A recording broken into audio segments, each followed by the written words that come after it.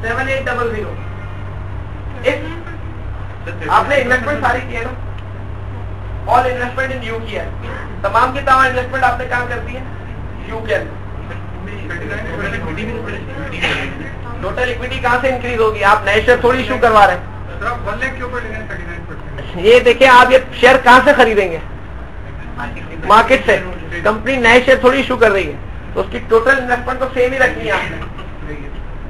अब अगर आपके पास जैसे पर्सनल लोन की अगर आप बात करें, interest on personal loan, personal loan आपने लिया था 12,000 और उस पर 10% जो देना है आपको,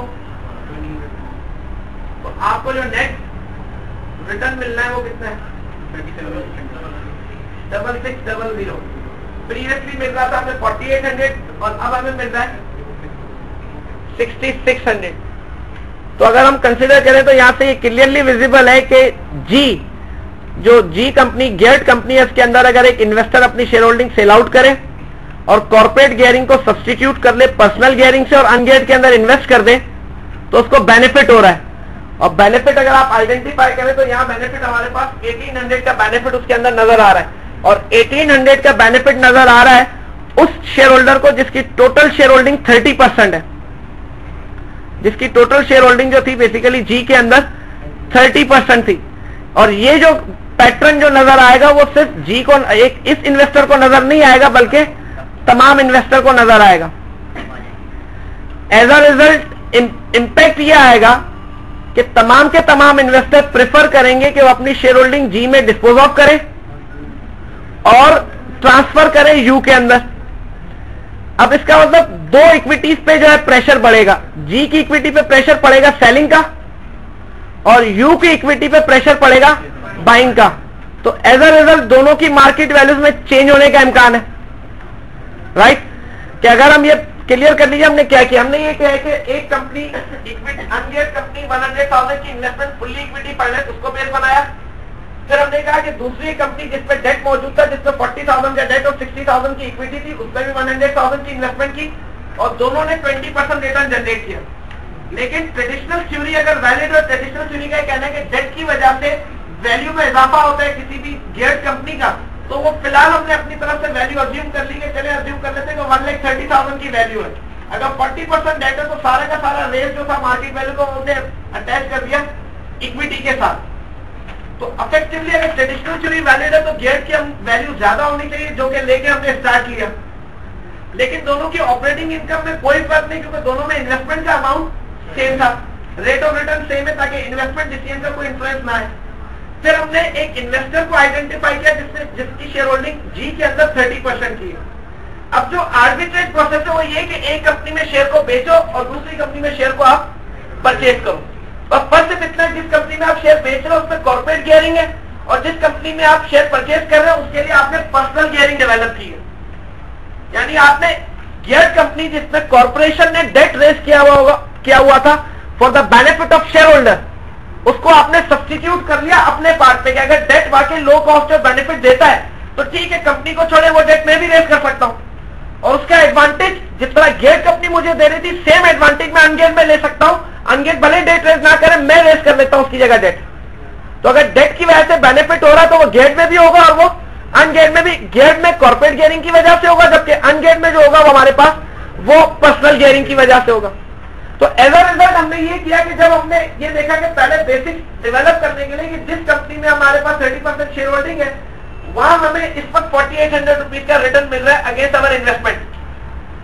फिर हमने ये किया कि अपने शेयर डिस्पोज ऑफ किया, तो मार्केट वैल्यू पे डिस्पोज ऑफ किया, मार्केट वैल्यू पे डिस्पोज ऑफ करके उसका 30% हमने रियलाइज किया 27,000। फिर हमने फंड रेज किया in relation to debt equity ratio, personal loan लेने के लिए, पर्सनल गियरिंग क्रिएट करने के लिए। टोटल इन्वेस्टमेंट हमारे पास 39 की आई, वो पूरी की पूरी इन्वेस्टमेंट हमने इन्वेस्ट कर दी अनगियर्ड में। इफेक्टिवली अगर आप नोट करें तो फर्क क्या पड़ा, परसेंटेज में तो जरूर पड़ा है कि 30 से 39 हुआ है, लेकिन अगर आपका जो फाइनेंशियल रिस्क की पोजीशन थी जितनी गियर्ड के अंदर थी उतनी अनगियर्ड के अंदर। गियर्ड में फाइनेंशियल रिस्क आपके पास जो 4/, आपके पास 9 का जो रेशियो था वो कंपनी ने डेवलप किया हुआ था, जबकि यू के अंदर वो रेशियो आपने खुद डेवलप किया हुआ है। अब इस डेवलप करने से फंडिंग आपके पास बड़ी 39% आपने एक्वायर किया, उसकी टोटल अर्निंग में कोई इंटरेस्ट की कॉस्ट नहीं है, कोई टैक्सेशन नहीं है, तो 39% हमें रिटर्न मिला इन द फॉर्म ऑफ 7800।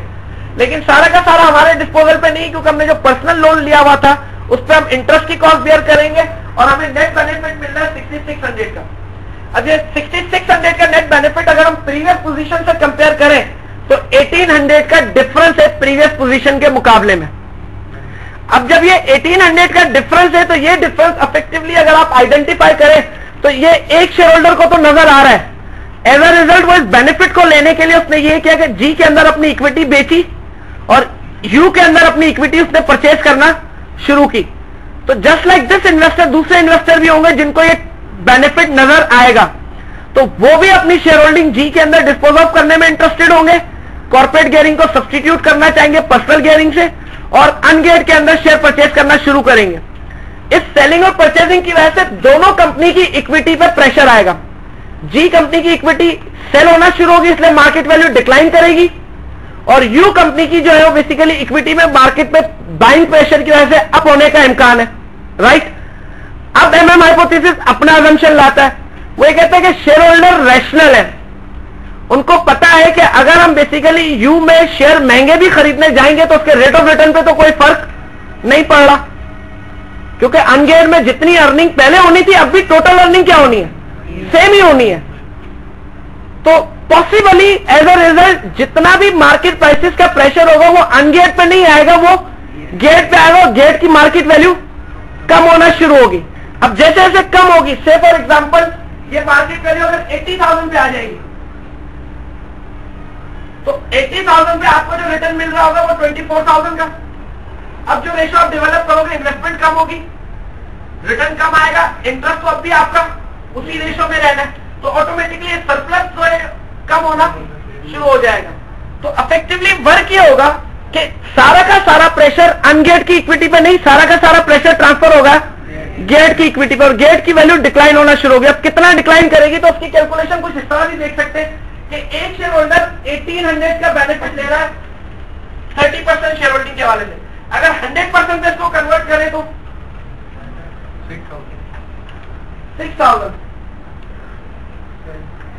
6,000 का बेसिकली अगर हम आइडेंटिफाई करें कि 6,000 टोटल रिटर्न इफेक्टिवली मिल रहा है उन तमाम शेयर होल्डर्स को जो 100% शेयर होल्डिंग रखेंगे।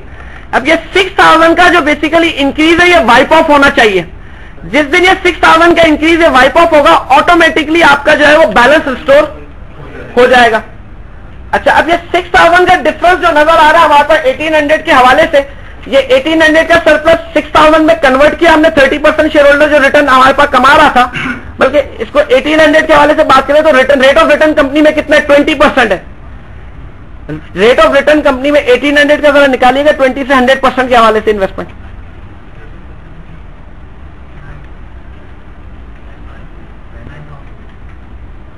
9,000, और 9,000 का अगर आप 9 को 30 लेके 100% पे कन्वर्ट करें तो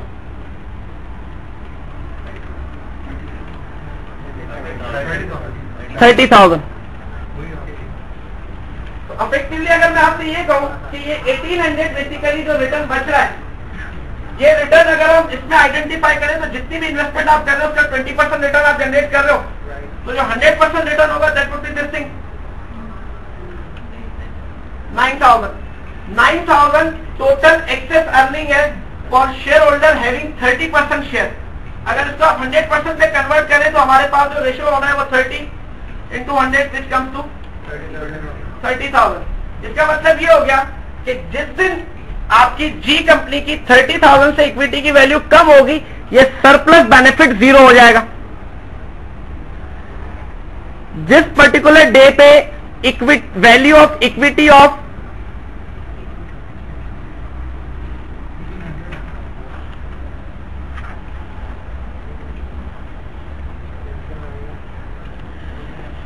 नोटिस है fine on non compliance of students code of conduct, read कर रहा हूं, जरा देख लीजिएगा। Students are hereby informed that a fine will be imposed on students for non-compliance of students' dress code of conduct and dress code as under with immediate effect. First non-compliance पे 100 rupees का fine है,